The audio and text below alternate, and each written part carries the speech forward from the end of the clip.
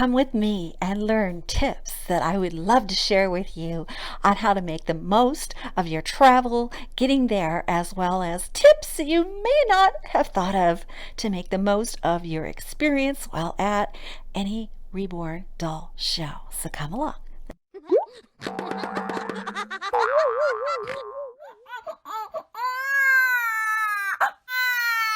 Hello, I'm Yvonne, and welcome to Having You On. It's time for another edition of In the Crib, and today's topic is secret tips for going to any Reborn Doll Show or any show that you like, including international shows. The secrets I will share with you can be used for all applications. Please stay tuned. These tips for travel apply mostly to airline travel, but they will work just as well for any car travel that you may be doing. So let's get started. I start off with a largest suitcase I can possibly find. And here it is. It's a big one. It's a big suitcase. And why do I have such a big suitcase? They have many wonderful things at doll shows. They have reborns that you can see in person. They have toddler reborns that you can see in person. And vendors are there with their goodies to share with you. And you wouldn't want to lose an opportunity if you couldn't get it back home again. So, of course, I bring the biggest suitcase I can find. But wait! There's something already in the suitcase. Let me share that with you. Before I get into opening up this large suitcase and revealing what I have inside of it, I wanted to also mention there are many suitcases out there that have the expandable zipper option that expands your luggage just a little bit more so you can get a little bit more in it for your return trip home. But this one doesn't have it. But let me show you. There's a little secret inside. So let's take a peek and you won't believe what it is. Here we go. It's another suitcase. Let me show you why. Here we go. What you're looking at is an empty suitcase inside another empty suitcase. As I tried to explain before, I used a large suitcase and a medium size, but there's another option. If a large suitcase is just really too much for you to handle, you may want to go with a medium sized bag, and don't pack it. No, leave it empty. Leave it empty and put your clothes in your carry-on bag. I'm talking about the ones that have wheels and a handle, a regular carry-on bag that you can take with you on the plane. It would have all your clothes in it that you need. But leave one empty for the return trip, or just put a few items in it that won't fit in your carry-on, and then you're set for bringing home all the wonderful things you might find at Reborn Doll Shows. So let me show you how I pack to make the most of the space that I have. Who knew it was all about space? It's all about space. Everything's about space. But I wanted to share with you a toiletry bag that I really like. I'm not going to show you the brand because that isn't what is important. What's important is that it has a hook that allows you to hang the toiletry bag over the towel rack in the hotel. Keep everything off that counter and organized. I like having everything in view so I can find it easily. So that's one way I save space, as well as when I arrive, I want to start having fun. I don't want to spend my time wondering where I put everything. And speaking of that, I have another bag in which I put my makeup in, or any other items I might need, such as medication or anything else. I would put it all in one bag. And of course, as you're starting to get ready for your trip, things will pop in your head and you go, oh, I want to make sure that I don't forget this. Well, while you're thinking of it, don't put it off, because other things will pop up and then you might forget, and then you'll be so frustrated when you arrive at your destination, then you go, oh, I forgot it. So as you're remembering it, make sure you write down a note or pack it at that moment so you don't forget anything. But I want to show you what I do to make the most of my inside of my space that I have inside the luggage. And what I use are these packs. And I love these packs because it allows you to separate your clothes, and you can find out what's inside of them by the netting. Let me show you how this works. So there's different size bags, and I have them all inside each other. So I would pack, let's say I would pack tops or pants in this one, and then I would pack something else in this one that I would know what it was, and perhaps anything that you don't mention in this, and anything that is kind of extra but you want to know where it is in this one. And when you pack them in your suitcase, when you arrive in your hotel, everything's arranged for you already. You know exactly where everything is, and you don't have that big old mess inside your suitcase where all the clothes are piled together and you have to dig through to find what you're looking for. You have one of the most important items I want to make sure that I mention, well, it is most important to me, and that is to be comfortable. So I always make sure I bring some slippies to walk around the hotel room in, maybe even out into the lobby, depending on how tired my feet are after walking around all day or being stuck on an airplane.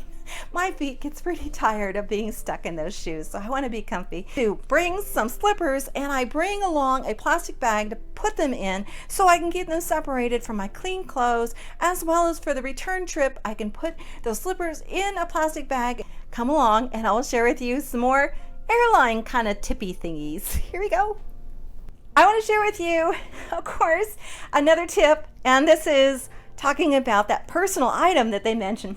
I love that personal item. For me, it's always a Reborn. And how am I going to transport it onto the plane, and as well as kind of have everything I need handy. And I like those open bags, or bags you can easily place a Reborn in and pull it out for the TSA, because the TSA just loves Reborns. I love looking at them. Of course, you may want to see a video that I made all about the TSA years ago on my channel. I'll provide a link for it as well, so you don't have any concern for bringing a Reborn to the show or bringing a Reborn home from the show, and they just love to see them.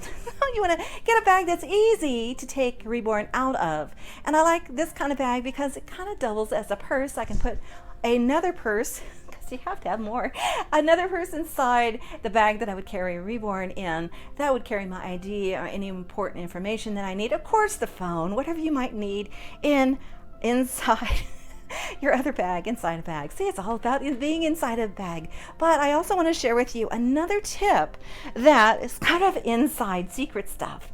Is sometimes you may have to take a longer flight where you have to transfer to planes. Sometimes that happens. You have to transfer flights. And I want to share with you a little tip. Sometimes, most often for me, is I'll need to get a meal in between. And I need to get a meal kind of quick before I get on to the next plane.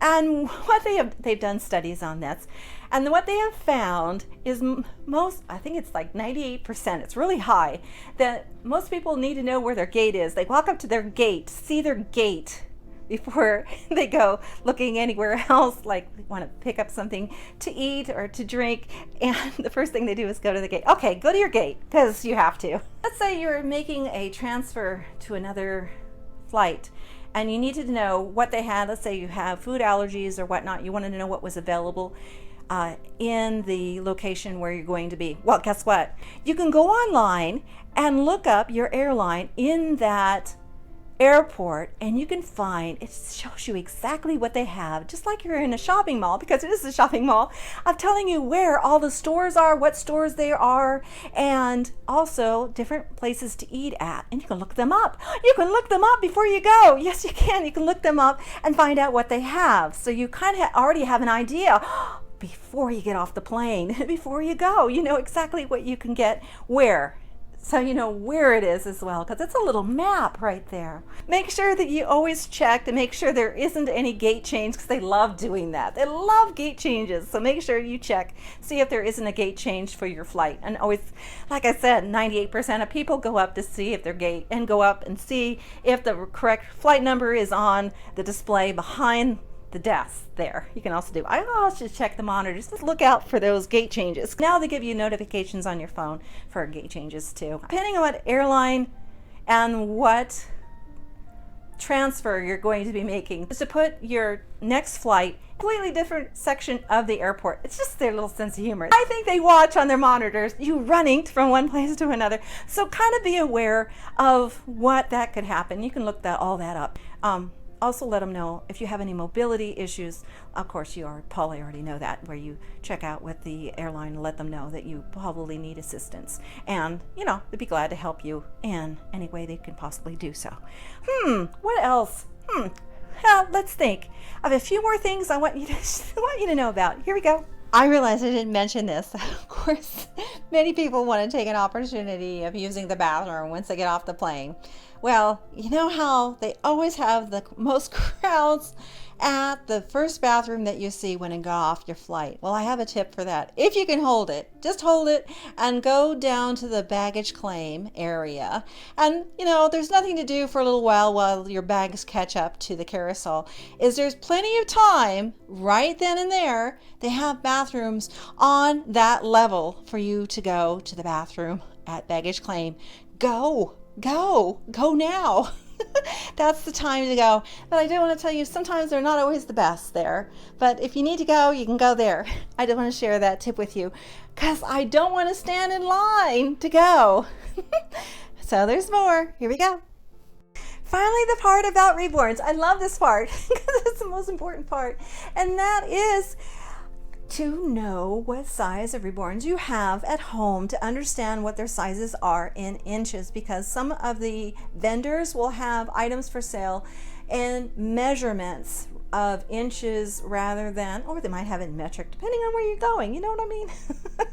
But I always like to measure my reborn's feet to have an idea what size of shoe that they take. Should I find a very cute little shoe or some booties that'll fit my reborn perfectly? So kind of an inventory of what you have at home so you understand, as well as do the length of them. Should you have smaller ones, you understand what size that they would wear, because the way they do it at shows, it's done in inches. I know they might do it in metric. I know they might do that.